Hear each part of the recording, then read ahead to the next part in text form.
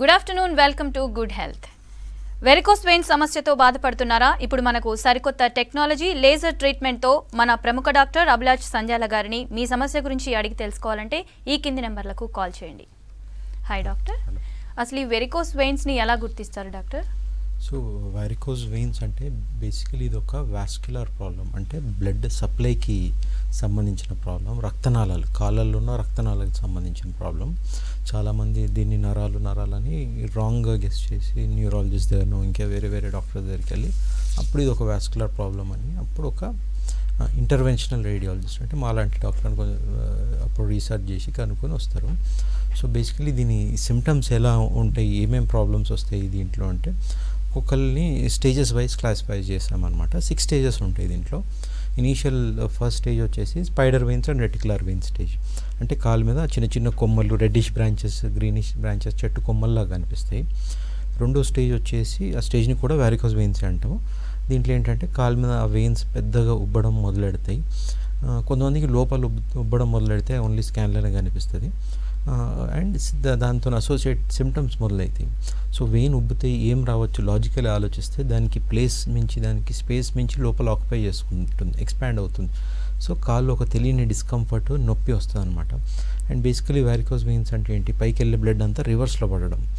చాలామంది క్లాట్ అంటారు కానీ అది క్లాట్ కాదు, బ్లడ్ రివర్స్ ఫ్లో అవ్వడం కాళ్ళల్లో, ఆ వెయిన్స్లో. సో దానివల్ల ఒక డ్రాగింగ్ సెన్సేషన్ అనిపిస్తుంటుంది, కాళ్ళు ఇట్లా వీపు నుంచి కింద దాకా ఏదో లాగుతున్నట్టు. కొంతమంది స్పైనల్ ప్రాబ్లం అని కూడా కన్ఫ్యూజ్ అవుతారు. ఇంకా దానికి అసోసియేటెడ్ సిమ్టమ్స్ ఏం రావచ్చు అంటే దురదలు కానీ, మంటలు కానీ, కాలు ఇట్లా సులుతో పొడుస్తున్నట్టు, మొద్దుబారినట్టు, మంటలు, ఇట్లా రకరకాలుగా సెకండ్ స్టేజ్లో రావచ్చు. థర్డ్ స్టేజ్ ఇస్ ఎడిమాటిస్ స్టేజ్, అంటే కాలు ఇట్లా వాపుతోనే ప్రజెంట్ అవుతుంది. ఫోర్త్ వచ్చేసి డిస్కలరేషన్ స్టేజ్. కొంతమందికి రెడ్డిష్ కానీ బ్లాకిష్ కానీ డిస్కలరేషన్, ఇంతకుముందు స్టేజ్లో లైట్గా వచ్చిన చిన్న చిన్న మచ్చర్లాగా వచ్చిన ఈ స్టేజ్లో ఇంకా మొత్తం కలిసిపోయి ఇంకా చాలా డార్క్ అయిపోయి స్కిన్ టఫెన్ అయిపోయి హార్డ్ అయిపోతుంది. ఫిఫ్త్ స్టేజ్ వచ్చేసి on and of ulceration stages. అంటే ఈ స్టేజ్లో పుండ్లు పడతాయి కాళ్ళలో, లేదా బ్లీడింగ్ అవుతుంది. అండ్ పుండ్లు పడితే దాని మట్టుకు అదే కొద్ది రోజుల్లో మానిపోయి మళ్ళీ వస్తుంది. సో ఇట్లా సైక్లికల్ రికరెంట్ ఉంటుంది. సిక్స్త్ అండ్ ఫైనల్ స్టేజ్ వచ్చేసి నాన్ హీలింగ్ అల్సర్ స్టేజ్. అంటే ఈ స్టేజ్లో కాలు మీద పెద్ద పుండు పడి ఇంకా మానదు. సో ఇవి యూజువల్ సిమ్టమ్స్. ఏ సిమ్టమ్స్ ఉన్నా దీన్ని వారికోస్ వెయిన్స్ అని గుర్తించవచ్చు. ఓకే డాక్టర్, ఇప్పుడు మీరు చెప్పారు 6 స్టేజెస్ ఉంటాయని. ఏ స్టేజ్లో మీరు లేజర్ ట్రీట్మెంట్ ప్రిఫర్ చేస్తారు?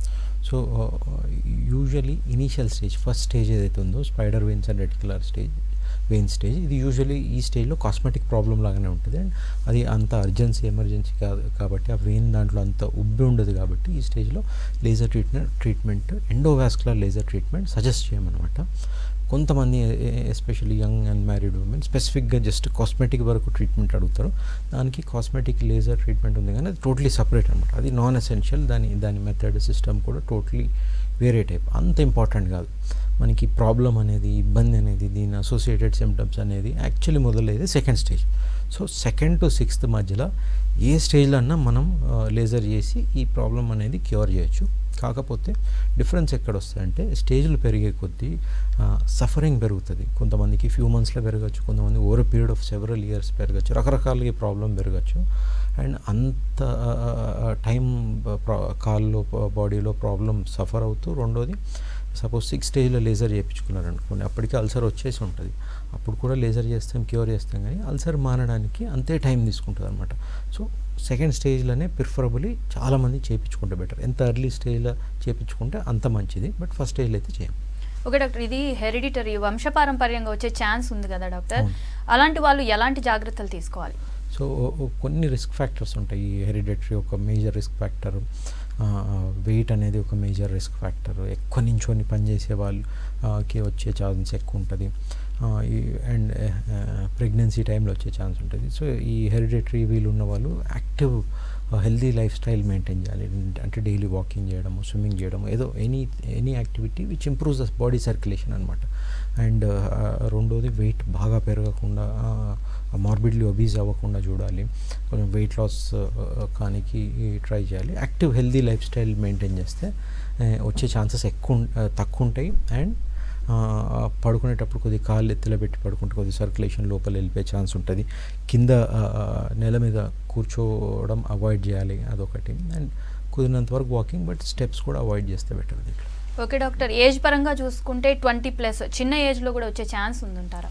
సో యూజువల్లీ బిలో 14 అయితే చాలా రేర్. అప్ టు 14 అయితే just varicose veins problem diagnose చేసి ట్రీట్ చేసిన వాళ్ళు ఉన్నారు. కానీ బిలో 14 చాలా చాలా లక్షల్లో ఒకరికి వస్తుంది. బట్ బిలో 14 బై బర్త్ కూడా రావచ్చు. బట్ దానికి వేరే కారణాలు చూడాలి. ఉట్టి వారికోస్ వెయిన్స్ ప్రాబ్లంతో ప్రజెంట్ అవ్వదు. లోపల ఇంకేమన్నా డెవలప్మెంటల్ డిఫెక్ట్స్ ఉన్నాయా, బర్త్ డిఫెక్ట్స్ ఏమైనా ఉన్నాయో చూడాల్సి వస్తుంది. ఎందుకంటే ఈ వెయిన్ ఎక్కడికి వెళ్తుంది, అల్టిమేట్లీ లోపల ఒక పెద్ద వెయిన్కి వెళ్తుంది, డీప్ వెయిన్ అంటాం.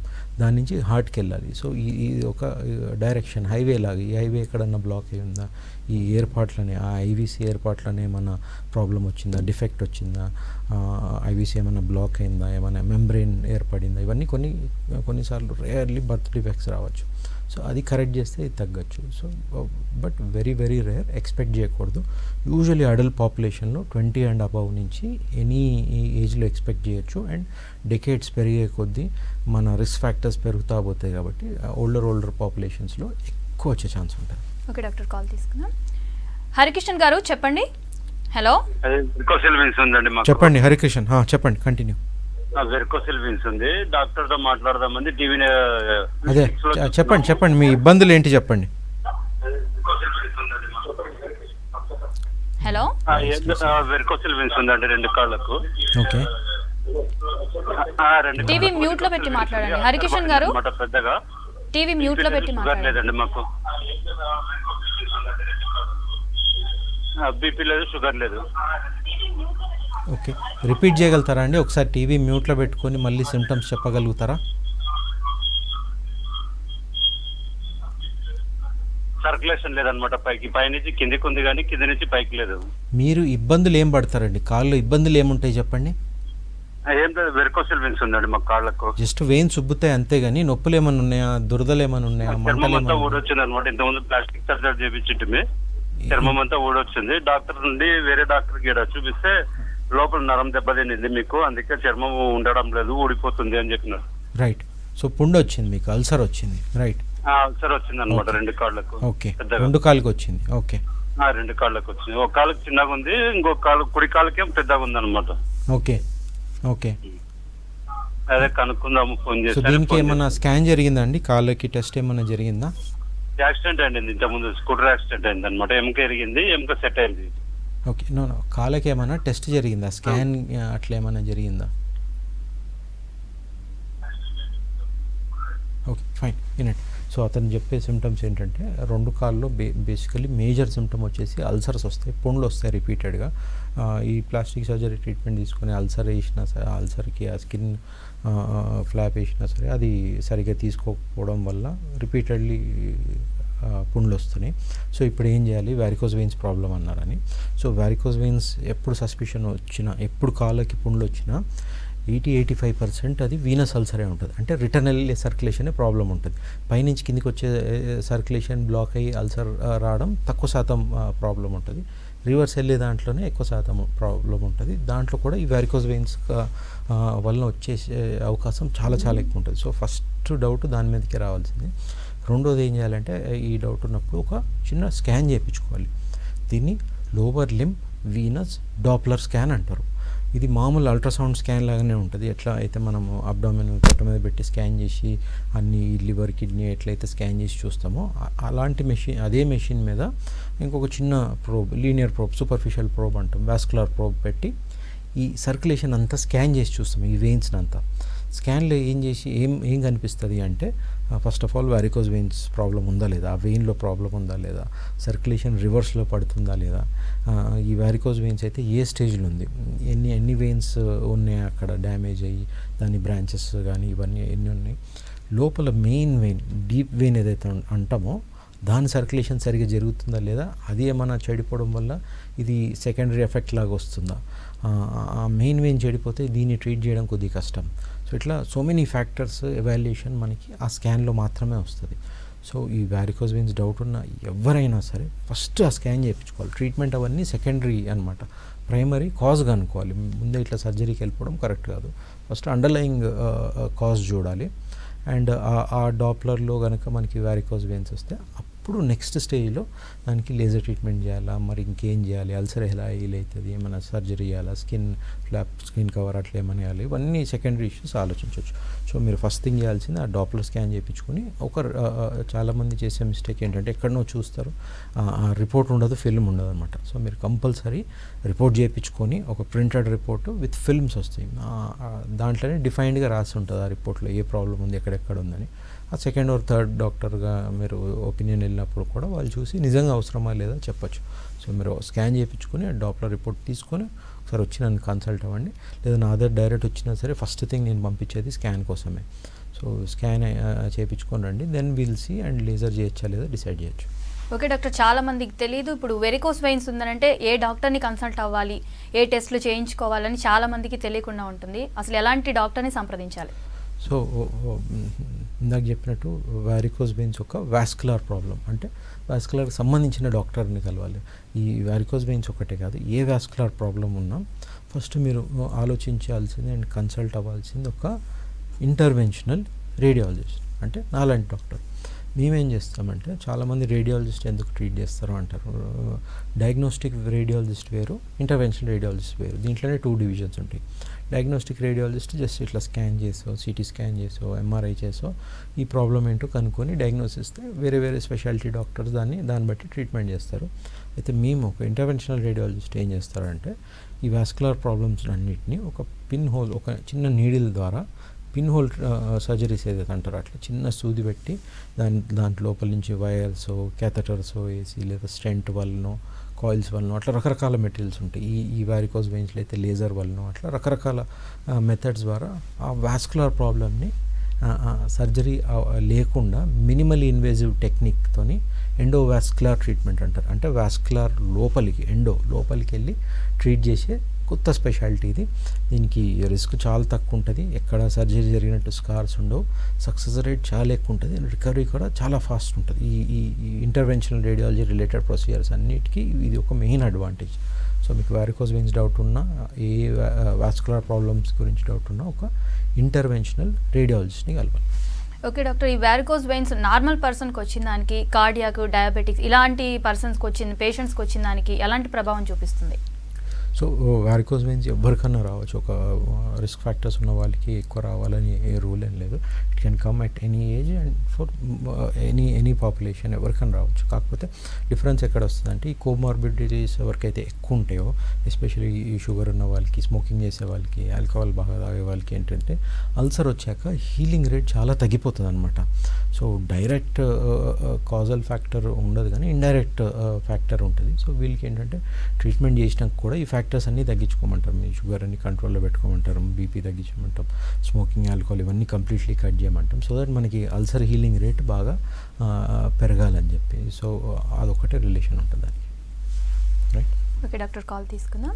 హలో హలో హలో ప్రవీణ్ గారు చెప్పండి, డాక్టర్ గారు ఉన్నారు, మాట్లాడండి. చెప్పండి ప్రవీణ్. మేడం, మీ ట్రీట్మెంట్ వచ్చేసి పెద్దవారికి 10 years బిలో పిల్లలకు కూడా చేయగలుగుతారు. ఏంటండి సిమ్టమ్ ఏంటి? బాబు వాకబుల్ లేడండి, సో నడుస్తలేడు. ఆ ట్రీట్మెంట్ ట్రీట్మెంట్ ద్వారా ఏమన్నా అవకాశం? అంతే అదొకటే సిమ్టమ్ కదా, మేజర్ సిమ్టమ్ అదే కదా, walking difficulty. Walking. Okay, fine అండి. సో ఇది ఒక రీజన్కి నేను ఇట్లా కంటిన్యూస్ టీవీ షో ఇస్తాను టు ఇంక్రీజ్ అవేర్నెస్. చాలామంది ఈ వారికోజ్ వెయిన్స్ని నరాల ప్రాబ్లం అనుకుంటారు, నరాల ప్రాబ్లమ్ని వారికోజ్ వెయిన్స్ అంటారు. ఇది ఈ కన్ఫ్యూజన్ అంతా పక్కన పెట్టాలి. వారికోజ్ వెయిన్స్ అంటే సిరల్లో, రక్తనాళాల్లో వచ్చే ప్రాబ్లం, బ్లడ్ సర్క్యులేషన్కి సంబంధించిన ప్రాబ్లం. అదే నరాలు, నర్వస్ సిస్టమ్ ఏదైతే ఉంటుందో, బ్రెయిన్ నుంచి స్పైన్ నుంచి వచ్చే సిగ్నల్లో వచ్చే ప్రాబ్లం, దాంట్లో ప్రాబ్లం వచ్చినప్పుడు ఇట్లా వాకింగ్ డిఫికల్టీ వస్తుంది. సో మీరు కన్సల్ట్ అవ్వాల్సిన డాక్టర్ ఒక న్యూరో ఫిజిషియన్ కానీ, ఒక న్యూరో సర్జన్ కానీ కలిసి వాళ్ళ ఒపీనియన్ తీసుకోవాలి. కానీ వాస్కులర్ సంబంధించిన ప్రాబ్లం అయితే కాదు. ఇట్లా కన్క్లూజన్కి డైరెక్ట్ సర్జరీ అని మీరు అందుకే కన్క్లూడ్ అవ్వకూడదు. ఎప్పుడు ఏ ప్రాబ్లం వచ్చినా ఫస్ట్ ఆ రిలేటెడ్ స్పెషాలిటీ డాక్టర్ని కలవాలి, కన్సల్టేషన్ తీసుకోవాలి. వాళ్ళు ఏదైనా రిలవెంట్ ఇన్వెస్టిగేషన్స్ రాస్తే అది చేయించుకుంటే డాక్టర్కి ఒక అవగాహన వస్తుంది, ఏంటి ప్రాబ్లం, దాన్ని ఎలా ట్రీట్ చేయొచ్చు, సొల్యూషన్ ఏంటని. సో మీరు ఒక న్యూరో ఫిజిషియన్ కానీ, సర్జన్ కానీ ఫస్ట్ వెళ్ళి కన్సల్ట్ అవ్వండి. ఓకే డాక్టర్, కాల్ తీసుకున్నా. హలో చెప్పండి. హలో స్వరూప గారు చెప్పండి, డాక్టర్ గారు ఉన్నారు, మాట్లాడండి. చెప్పండి స్వరూప. ఓకే అండి. ఈ కుడికాల్లో నొప్పి వస్తుందండి బాగా. ఓకే ఇట్లా ఎట్లా అంటే తీసుకుంటామని ఇట్లా పొడుస్తూనే ఉంటుంది. ఓకే ఒక పావు గంట 10 నిమిషాలు అట్లా పొడిచిన తర్వాత మళ్ళీ తగ్గుతుంది. ఓకే మళ్ళీ ఒక అర్ధ గంట తర్వాత మళ్ళీ స్టార్ట్ అవుతుంది. మళ్ళీ పెయిన్ వస్తుంది. ఇది త్రూఅవుట్ డే ఉంటుందమ్మా? కంటిన్యూస్ ఇలానే రోజంతా ఇలానే ఉంటుందా? నైట్ నిద్రలో రోజంతా ఒక్కొక్క రోజు రానే రాదు అసలు. నైట్ నిద్రలో కూడా ఏమైనా కాలు పట్టేసినట్టు నైట్ క్రాంప్స్ లాగా ఏమైనా వస్తుందా? ఈ నరాలు మొఖాలల్లో ఇట్లా పట్టేసేసారు అప్పుడప్పుడు. ఏ రోజు ఏ టైం ఆఫ్ ద డే ఎక్కువ ఉంటుందమ్మా? పొద్దున్న లేచినప్పుడు ఎక్కువ అనిపిస్తుందా? నైట్ లేచినప్పుడు ఏముండదు, పని స్టార్ట్ చేసిన జస్ట్ తర్వాత కాలు పెయిన్ ఉంటుంది అంతే. నడిచేటప్పుడు ఎక్కువ అనిపిస్తుందా మామూలుగా? అది స్టార్ట్ అయిందంటే ఇక అసలు ఏం సో ఇదొక్కటే, ఇంకేం సిమ్టమ్స్ లేవు కదా మీకు? నొప్పి ఒక్కటే, నొప్పి ఒక్కటే ఉంది మీకు ఇబ్బంది? ఈ దురదలు కానీ మంటలు కానీ ఇంకా వేరే సంబంధించిన ప్రాబ్లమ్స్? మంట వస్తుంది, ఆ నొప్పి మంట అనేది ఒకేసారి స్టార్ట్ అవుతుంది అన్నట్టు. షుగర్ కానీ బీపీ కానీ ఉందమ్మా మీకు? లేదండి, లేదు లేదు. ఫైన్ వినండి. సో స్పెసిఫిక్ కంప్లైంట్ పెయిన్ ఒక్కటే, అది కూడా ఆన్ అండ్ ఆఫ్ అప్పుడప్పుడు వస్తుంది. వచ్చినప్పుడు చాలాసేపు ఉంటుంది. ఇది బిట్ నాన్ స్పెసిఫిక్ కంప్లైంట్. అన్ని పెయిన్కి, కాల్లో పెయిన్ కారణం వారికోస్ వెయిన్స్ ఒకటే కాదు, అలా అని కాదు అని తిన సిమ్టంలో కాదని కూడా చెప్పలేము. సో దాన్ని ఎవాల్యుయేట్ చేయాల్సి వస్తుంది. సో 2 స్కాన్స్ చేయాల్సి వస్తుంది దీనికి. ఆర్టీరియల్ అండ్ వీనస్ డాప్లర్ అని ఉంటుంది. ఆర్టీరియల్ డాప్లర్ అంటే గుండె నుంచి కిందికి వచ్చే సర్క్యులేషన్ చెక్ చేస్తుంది. వీనస్ డాప్లర్ అంటే రిటర్న్ వెళ్ళే సర్క్యులేషన్ చెక్ చేస్తుంది. తనకు వచ్చే ప్రాబ్లం వాస్కులర్ కూడా కాకపోవచ్చు. రూల్ అవుట్ చేయడానికి ఈ డాప్లర్ స్కాన్, ఈ 2 టైప్స్ ఆఫ్ డాప్లర్ స్కాన్ చేయాలి. ఆ స్కాన్లో నార్మల్ వస్తే అప్పుడు ఏ డాక్టర్ దగ్గరికి వెళ్ళాలో చెప్తాను. దీంట్లో కనుక ప్రాబ్లం వస్తే, ఏదైనా బ్లాకేజెస్ ప్రాబ్లం ఉన్నా, వారికోస్ వెయిన్స్ ప్రాబ్లం ఉన్నా, దాన్ని ఎలా ట్రీట్ చేస్తే రిలీఫ్ వస్తుందో చెప్తాను. సో మీ స్పెసిఫిక్ సిచ్యువేషన్లో మీరు ఒకసారి వచ్చి కన్సల్ట్ అవ్వాల్సి వస్తుంది. ఓకే డాక్టర్, కాల్ తీసుకుందాం. హలో హలో చెప్పండి రాజారావు గారు, డాక్టర్ గారు ఉన్నారు, మాట్లాడండి. చెప్పండి రాజారావు గారు. డాక్టర్ గారు గుడ్ మార్నింగ్ అండి. మార్నింగ్ అండి. నేను రిటైర్డ్ ప్రిన్సిపల్ గా ఉన్నా, but age 65 years. Okay okay. మధ్య కొంచెం వెయిట్ కూడా దగ్గర 110 kgs ఉన్నానండి. ఓకే. 1 year నుంచి రైట్ లెగ్ దగ్గర, అంటే ఇక్కడ యాంకిల్ దగ్గర కొంచెం ఎలర్జీ లాగా అట్లా అట్లా దురద పెట్టేది. ఓకే. తర్వాత స్లోగా ఏమైందంటే ఈ మధ్య జస్ట్ నేను ఒక 1 week బ్యాక్ ఏం నోటీస్ చేశానంటే చర్మం దానితో అదే ఊడినట్టుగా, ఒకవేళ నిద్రలో నేనేమన్నా ఎట్లా అనుకున్నానా అనేది ఉంది. మొత్తానికి అక్కడ కొంచెం స్వెల్లింగ్ కూడా ఉంది. మీరు చెప్పేదాని ప్రకారం మరి ఇది ఏ స్టేజ్ లో ఉంది? నేను I'm ready to take treatment తీసుకోవాలి సార్. మరి ఓకే, చూడాలి మీ దగ్గరికి ఎప్పుడు రావడానికి వీలైతే. మరి కరోనా గురించి 1 month ఏమన్నా తర్వాత రమ్మంటారా? ఎప్పుడు రావాలి? ఎక్కడ ఉంటారండి? ఎక్కడ ఉంటారు? నో డౌట్ మీరు చెప్పిన దాని ప్రకారం I fully confirmed that no doubt it is varicose vein only. ఎక్కడ ఉంటారండి మీరు? హైదరాబాద్లోనే ఉంటారా ఇంకెక్కడ? నేను ఖమ్మంలో ఉంటానండి. Okay okay. సో ఇంకేమైనా ఇబ్బందులు ఉన్నాయి? ఇంతేనా ఇబ్బందులు? అంటే నాకు 2 years back I went on for this open heart surgery. Okay. కానీ దానివల్ల ఏం ప్రాబ్లం లేదు. మామూలుగా మిగతా అన్ని నాకు షుగర్ కానీ ఇది కానీ ఏం లేదు. బీపీకి వాళ్ళు ఇచ్చిన మెడికేషన్ నడుస్తుంది అది. Okay okay fine. యూనిట్ యా ఒకటేమో because of this travel restrictions are all 1 month wait చేయండి, ప్రాబ్లం ఏం లేదు. 1 month ఈ ట్రావెల్ రిస్ట్రిక్షన్స్ ఈజీ అయినాక అప్పుడు ఒకసారి వచ్చి నా దాన్ని కన్సల్ట్ అయితే నేను చూసి స్కాన్ చేసి ఏం చేయాలో చెప్పగలుగుతాను. ఇప్పుడు మీరు చెప్పే symptoms in suspicions of varicose వెయిన్సే, కానీ కంప్లీట్గా డైరెక్ట్లీ ఇట్లా డయాగ్నోస్ చేయడానికి ఉండదు. కంపల్సరీ ఆ టెస్ట్ చేయాల్సిందే. టెంపరీ మీరు ఏం చేయాలి రిలీఫ్ కంటే, ఒకటేమో దీనికి స్టాకింగ్స్ అని దొరుకుతాయి, వారికోస్ వెయిన్ స్టాకింగ్స్. మీ దగ్గరలో ఎక్కడ ఫార్మసీలో దొరికితే అక్కడ తీసుకోండి. అది డైలీ యాక్టివ్ వర్కింగ్ అవర్స్లో పొద్దున్న నుంచి సాయంత్రం దాకా వేసుకోండి. అదొక ఇమ్మీడియట్ రిలీఫ్ ఇచ్చేదైతే అదొకటి.